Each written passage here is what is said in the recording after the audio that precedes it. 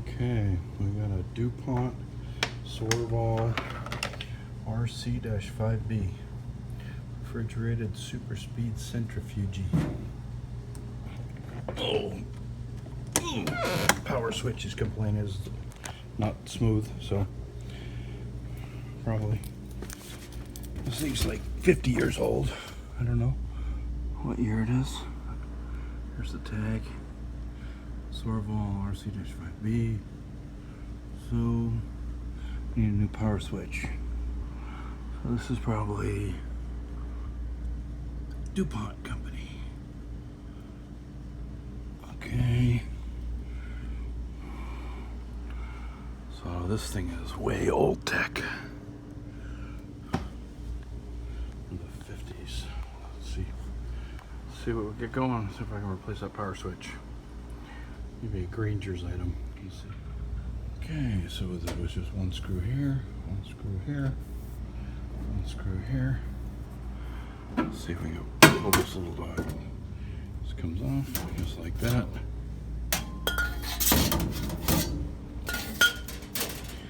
Oh, doggies. What do we got in here? Let me turn on the light. Okay, we got the light. Do an overview real quick. Yeah.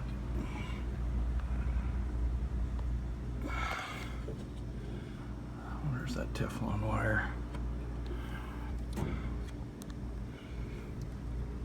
You guys may be amazed if you've never worked with Teflon wire before.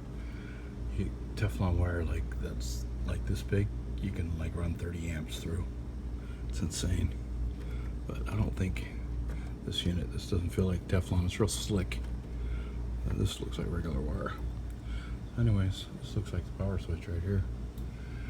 Looks like it should be a fairly common item. It doesn't look like it. Almost looks like it's been adapted to or something. I'll have to see. All kinds of fun stuff.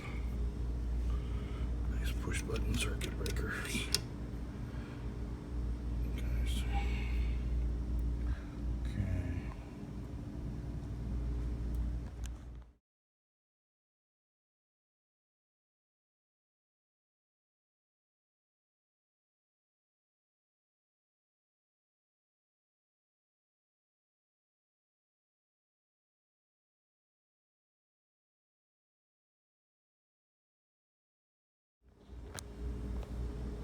Okay, customer's technician was saying that the switch wouldn't work sometimes, and he's right, because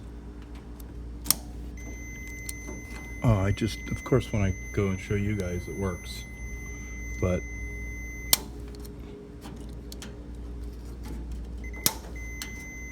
it didn't. Damn it, it didn't connect. There we go. Just shut up. You guys probably heard the tone. Hopefully you did before, but yeah, 2 times it worked, 3rd time it didn't. So, see? And just on, oh yeah. Yeah, Dan. Yeah, I found this top wire. Somebody made a little mistake and when you don't strip off enough wire, you end up smushing, doing like the person did here, where they smushed the insulation. See what I'm saying? The wire wasn't. Let me see if I can do this down here. You see how it was not enough wire sticking out, and they see how they had smushed the insulation.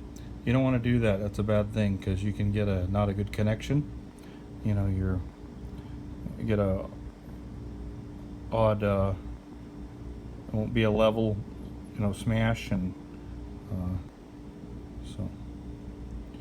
you can see how it was smushing down on the insulation. Not a good thing to do. So you want them to you always want to have a little bit of gap there, so you can see where you see your wires coming out. That way you can always stick a meter in there too. Gives you a little room to stick a meter, and you always got to be careful of the wire hairs sticking out too. But yeah. Alright, so found a used switch. Can't find any more of these switches anywhere. Need to find one, unless you guys can find one for me. If you guys, throttle. Maybe Throttle's a master of finding some stuff, probably. Looking for one of these UPX 66. It's basically a 30 amp 250 volt 2-pole circuit breaker, because it has a trip amps. See that? 37.5. This power switch is basically a circuit breaker power switch, and this company I think is out of business, so haven't been able to find a new one of these switches yet. So if you guys could hook me up, got any ideas, let me know. Appreciate it. Thanks. Click like on the video and subscribe. Alright, I got a used one coming though. Found a used one on the internet, and gonna make a mod probably. Found a new one that's different style that I got from Granger's coming, that might be able to, I'm gonna have to mod the hole, do a different, it's got round holes where I have to, and it's a toggling circuit breaker type one, so we'll see how it works out. Have those, and we'll see more video. All right, thanks for watching, guys.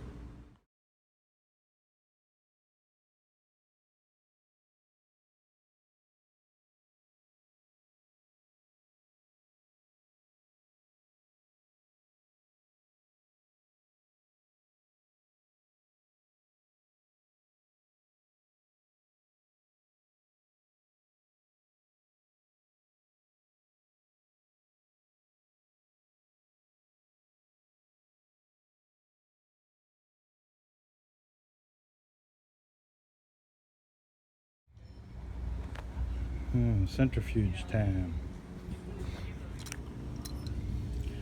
Okay, replacing a circuit breaker power switch. Sorval 5 Sorval RC-5B antique. So we got our line coming in from the cord here, red and black, going into our black and whites, coming into our line, which is the bottom, which is there, line, load, and okay, all matched up, back in the hole. All kinds of fun.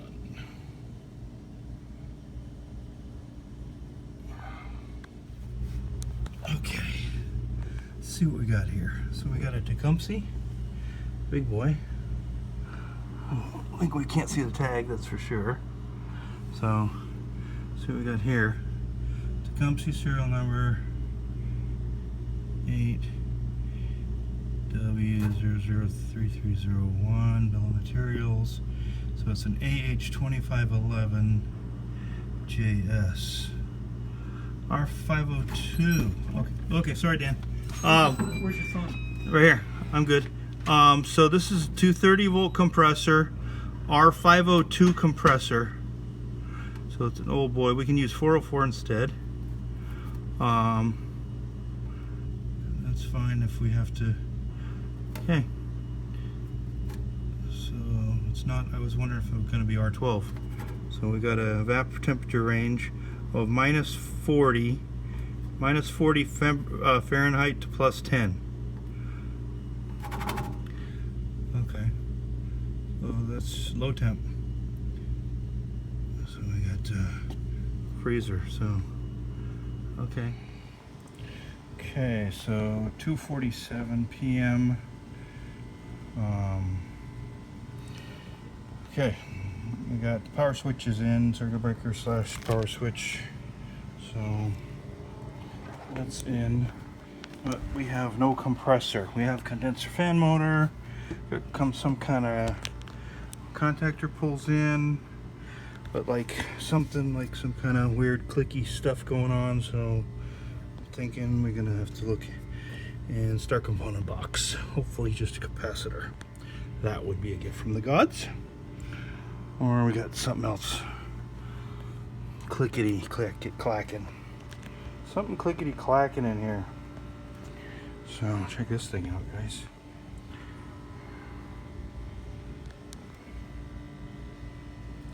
Got all kinds of things that go clickety clack in here.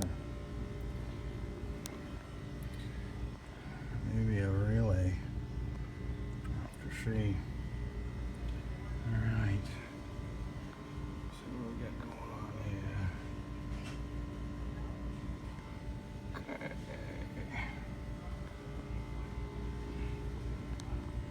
Find out. Okay, so we got just 1 second. Common is purple on top. Start is white on the left and red is run on the right. So okay, ohming out this compressor and the centrifuge. This is common to start. We have open line. It ain't no good. Cold compressor hasn't not been running. So let's go common to, let's go common to run, open, common to start, common to run, or open, open.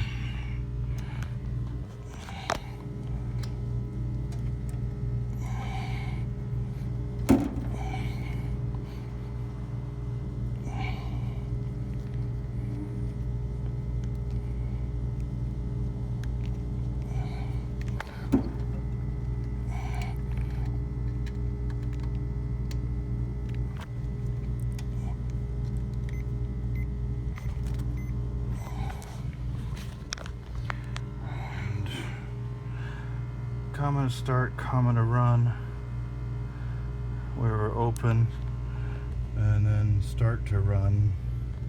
We have 4.2 ohms. Ugh. Pressure's not hot, so that's no good. Pressure no good. End of story. Okay, world, how you doing? This is same centrifuge. Compressor's no good. As you saw on the ohms, common to start, common to run. It's open or like a million. Sometimes it comes out 1,000,000 ohms, so it's no good. Start to run, it's got 4 ohms, but compressor's no good there. Old 502 compressor unit, I'm sure rusted out. It's probably got a leak somewhere. It's probably what caused the compressor to go open. It was hot. I put my gauges on. So how you can tell, this is how you tell if it has enough refrigerant in it. If it has liquid in it, your saturation temperature is going to be up. The ambient in this room right now, it's like 95 degrees in this, where I'm at. You know, this thing's, it's way hot in this area where I'm working. So this is in a like a garage type of thing. So we got 51 degree condensing, so that means that there 98 pounds pressure, R502, but we only have 51 degrees, so that means there's no liquid. It's only zero liquid, just gas, so that means there's a leak. So my guess is don't repair this thing. It's junk. So, alright, so let's show you guys that. That's how you tell if you got liquid refrigerant in the system at all. If those temperatures were over, you know, we're at 95 degrees or, you know, at least 90 or something, or 80 or 90 degrees up at what this room is, you know, would be better, you know, at least I'd know I'd have liquid, but that tells you got mega leak. So alright, thanks for watching. Click like on the video, subscribe. Thanks, bye.